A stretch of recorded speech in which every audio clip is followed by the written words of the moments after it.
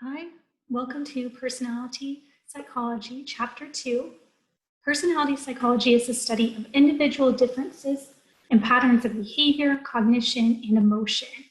Throughout this course, we'll evaluate 6 approaches to personality.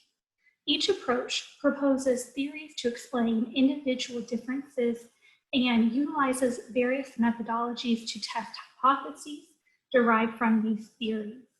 Each theory, and by extension, each approach, is judged based on the empirical evidence it generates.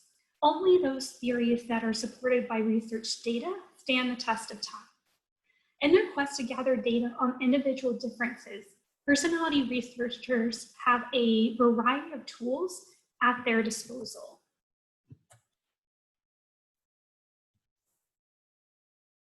So each of these data collection methods will have its own set of strengths and weaknesses. We'll compare just a few of the most common methods. Of course, one of the most straightforward and intuitive methods is self-report. If I want to know about you, I should just ask. Self-report could take the form of a verbal interview, or you may be asked to record your answers to a series of questions or respond to a series of statements. By using electronic self-report inventories, researchers can collect a large amount of data relatively easily, quickly, and inexpensively. The self-report method can be used in the idiographic or case study approach to collect extensive data on a single individual. But more commonly, it's used in the nomothetic approach to gather personality data across a large number of participants. Although the ease and efficiency of the self-report method are hard to beat, there are serious limitations. The accuracy and therefore the validity of self-report responses can be called into question for a variety of reasons. Depending upon the nature of the questions, people may be unable or unwilling to give honest responses. Social desirability bias refers to the tendency to present the self as better than we actually are. People may stretch the truth, over-reporting desirable behaviors such as donating to charity or exercising, and under-report undesirable behavior such as littering or stealing office supplies. Further, people may have genuine difficulty answering accurately despite their best attempts. We may not have as much insight into the self as we'd like to believe. People often remember their past self as consistent with their current self. If you are responsible and conscientious now, you may forget how reckless and irresponsible you were as a teenager. Think about all the baby boomers, former hippies who shake their fists at millennials. People also have difficulty predicting their future. No one says I do, thinking there's a good chance their marriage won't last. Yet a large percentage of marriages end in divorce. Given this, maybe it would be better to ask someone else. You could ask a friend, a family member, coworker to evaluate you instead. Would they provide a less biased or more accurate report? Or perhaps they would just introduce a different type of bias.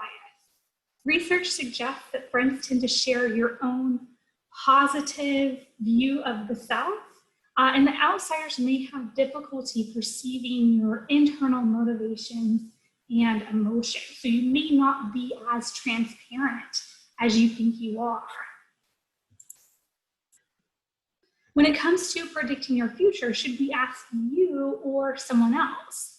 If you say, I've found my forever love, and your roommate says, I give it 3 months, who should we believe? Turns out researchers have asked that question. Researchers asked daters themselves, their roommate, and their parent to predict the fate of the relationship. What is the likelihood the relationship will last 1 year? Then they came back in 1 year to see who was right. The daters were more optimistic, but less accurate. Roommates and family, not blinded by love, were better able to predict the relationship fate. So outside observation may be key. If I want to know about your behavior, I should observe and record it. However, this can be tricky. You can always modify your behavior, and you're particularly likely to do so in unnatural environments like a laboratory. If you know that your behaviors are being recorded and studied, you may behave in uncharacteristic ways. This is referred to as demand characteristics or reactivity in research. One way to circumvent this problem is to surreptitiously record participants' behaviors. For example, Ickes and colleagues would ask participants to sit in the waiting room before the study started. Unknown to the participant, a hidden camera recorded their interactions with participants in the waiting room. The recorded behavior could then be coded and quantified. For instance, we could measure how much they talk to each other, how much eye contact they made, how much they fidget, etc. Another discrete way of measuring behavior is trace analysis. You're probably more familiar with this from criminology or forensic science. However, the same idea applies here. Where people occupy a space, they leave traces of their behavior behind. For example, we'll talk about using the wearing pattern of chairs to identify type A personality. People who are stressed and kind of on the go, sitting at the edge of their seat, tend to wear out the fabric at the edge of the chair rather than at the back. Or we could use trace analysis to assess undesirable behavior like alcohol consumption.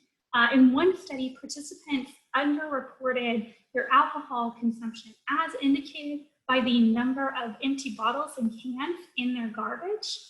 But we have to think about the limitations here. Can we 100% confirm that the contents of the garbage belong to the participant questioned? Maybe they have a teenager who is sneaking beer. Think about the strengths and weaknesses of our Snoop data as an example of trace data.